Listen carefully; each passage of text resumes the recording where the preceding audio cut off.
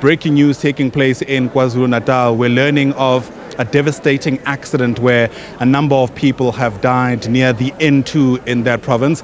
It's where we find our reporter Simphiwe Makhanya, who's been monitoring developments for us. And Simphiwe, the information is coming in as you're receiving it. What else are you hearing? Indeed, Ayanda, a sad morning here on the N2. It's actually a place near Edokodweni, a toll gate. It's northbound on the N2. A horrific accident, as you indicated there in your introduction, which has claimed 5 lives, we are told. The visuals that you are seeing on your visuals are of a motor vehicle which was involved in this particular accident. You can see just the wreckage as it is, which gives you an indication of just how horrible or how terrifying this particular accident was. But also, if you look further down, there is also a truck which basically was involved in this accident. It's as we speak lying down. The emergency services were here earlier on collecting the bodies of the victims who have sadly lost their lives from this particular incident. Let's now get a sense from the traffic department in KwaZulu-Natal as to what may have caused this particular accident, and welcome Mr. Ndabezinhle Sibiya from the Department of Transport in KwaZulu-Natal. Mr. Sibiya, thank you so much for your time. A sad morning indeed. What do we know about this particular accident? Yeah, it's a very sad morning on the 16th of August. The MEC for Transport and Human Settlements, Duma, received a call from our highly efficient team from Road Traffic Inspectorate this morning at 8:30, informing him about this horrific accident. Like the truck accident, especially the rear end, truck accidents can come out of nowhere. You're traveling smoothly, or you're at the robot, and the truck can just slam, into the vehicle.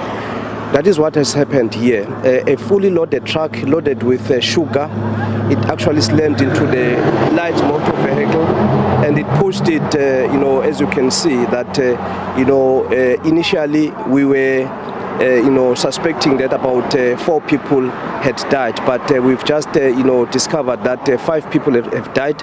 We are still looking for the truck driver. So that is where we are at the moment. Do we know the cause or the reasons behind this particular accident at the moment? Well, that is going to be the subject of an investigation. The MEC, Sponsor Duma, is talking directly with the team, the Road Traffic Management Corporation at national level, because they will be taking over this investigation. We've got the SAPS, as you can see, they are reconstructing, the whole, accident, just to have a sense of what happened. But as I indicated earlier on, the rear end, truck accidents, they just come out of nowhere. You are, driving smoothly. The next thing, there's a truck that is slamming, into the back of your vehicle, or you are at the stop street. You are just waiting for your turn to move. Then the truck just, slammed into your vehicle. Then it propels you into the intersection. It propels you into anywhere. So this is what has happened here. Mrs. Bia, let me just get clarity on this one. Are you saying that the truck driver has not been located as yet, or is he part of those people who sadly lost their lives here? Well, the team that is working here has indicated that they are still looking for the truck driver. So that is what we have at this stage. But as we move along, we will be receiving a report from the highly efficient team from Road Traffic Inspectorate, because they are reporting to the MEC, and the emergency personnel also here this morning, as you indicated. The team from forensic laboratory, the Department of Health, they've just removed the bodies. So the scene is still active, the investigation is still underway. The truck is still here, loaded with sugar, and you can see that they were still going to process the sugar. A very sad day, let me say. Do we know the ages of the victims? Well, that is going to be revealed as we move along. The MEC Sponsor Duma has cautioned, us and many more other, individuals, against, just publicizing information without informing the next of kin. We do not know at this stage, the identity of the victims. As you can see that there's the light motor vehicle is just, a wreck. It's just destroyed. We are suspecting that they are from Durban, because of the number plates, it's NUR, so it's from Durban. So they were traveling from this area, from the northern parts of KwaZulu-Natal, northern parts of KwaZulu-Natal, traveling towards Durban. Mr. Sibiya, you and I have been reporting on such crashes for a number of times now, particularly in this route, the N2, which seems to be very problematic. What is the department doing to ensure the safety of those who use this particular route?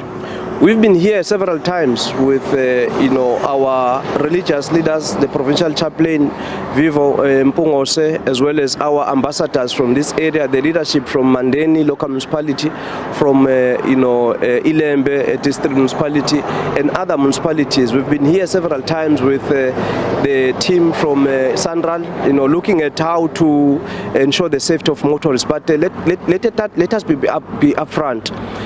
Some of the motorists are speeding on this road. If you travel here, any time of the day, you'll see cars speeding. Last night, there was a roadblock, in various parts of KwaZulu-Natal, multidisciplinary roadblocks. About 75 motorists were arrested. It is on the instruction of the MEC sponsor Duma. He has said our highly efficient team, the RTI, must come very hard on reckless drivers. That is why 75 people were arrested. 11 motorists were arrested, because they were moving around without driver's licenses.